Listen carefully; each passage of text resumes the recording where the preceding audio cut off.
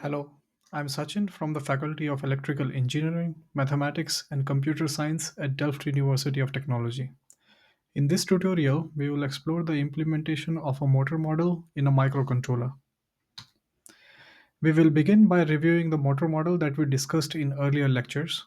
Then, we will see how to convert the model from the continuous time domain to the discrete time domain. Finally, we will implement this discrete time model using the difference equations on an ESP32 microcontroller and test it using the Arduino IDE. Let's start by revisiting the motor model. Here you can see the block diagram of the motor model. The input is the armature voltage VA and the output is the motor speed omega. The armature resistance and inductance are represented by RA and LA respectively, while IA denotes the armature current and T represents the torque. As we saw before, the transfer function relating the motor speed to the armature voltage can be written as shown in equation 1. Now, this model is expressed in the continuous time domain, but to run it on a microcontroller, we must represent it in the discrete time domain. There are several well-known methods to perform this conversion, such as zero order hold, first order hold, impulse invariant mapping, Tustin approximation, pole zero matching, and least squares method. Each method has its own strength and use cases, as summarized in this table. Among them, the Tustin approximation is often preferred as it provides a good frequency domain matching to the continuous model and accurately captures the system dynamics around the frequency of interest. It also serves as the closest practical approximation to the exponential function e to the power s. Let's now see how to apply the Tustin method. Using this method, the relationship between the continuous variable s and the discrete variable z can be expressed by substituting z is equal to e to the power s ts, where ts is the sampling period. By expanding this expression and rearranging, we obtain the Tustin transformation, which gives us s in terms of z as shown in equation 5. Substituting this relation into the original transfer function gives us the discrete time transfer function between armature's voltage and motor speed. The symbolic expressions for the denominator coefficients are shown here. Now let's see how this model can be implemented in the ESP32 microcontroller. Once we have the transfer function in the z domain, we can represent it as a difference equation. Since Z inverse represents a one sample delay, the equation becomes a simple algebraic expression involving current and past values of both VA and omega. This difference equation is what we will now implement in our ESP32 microcontroller. Let's open the Arduino IDE to see the implementation. Here is the Arduino code that realizes the discrete motor model. It's quite straightforward, so let's walk through it step by step. First, we declare the buffers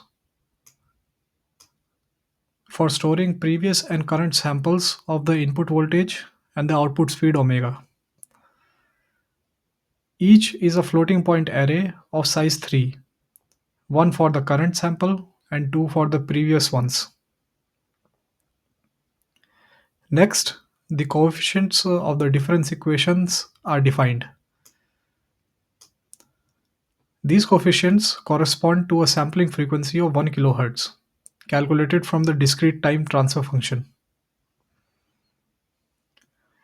The function that computes the new value of the omega is placed inside an interrupt service routine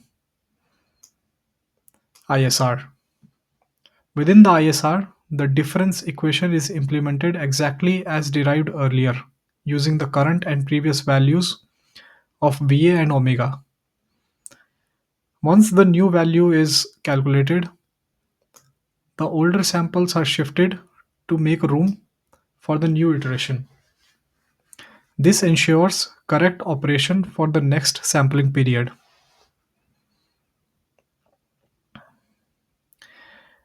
In the setup function, the ESP32's hardware timer is configured. The timer runs at 100 kHz and the ISR is executed at every 100th interrupt, resulting in a 1 kHz update rate for the motor model. The timer attach interrupt function links the timer to the ISR, and timer alarm write specifies how often the ISR should trigger. In the loop function, we periodically change the armature voltage reference every 2 seconds and print the calculated speed to the serial monitor. The latest omega value stored in omega 0 is sent over the serial port, allowing us to visualize it using plotting software.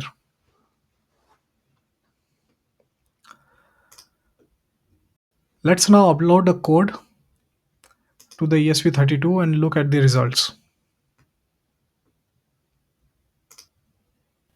After the upload completes successfully, we open Better Serial Plotter to visualize the motor speed response.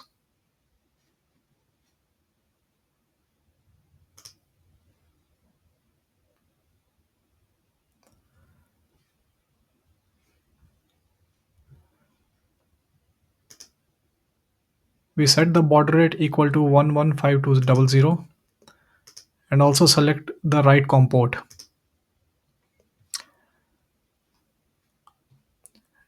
Data 0 is the motor speed value. We auto scale the result. As you can see, the motor speed changes dynamically with the varying input voltage, accurately following the model's expected behavior.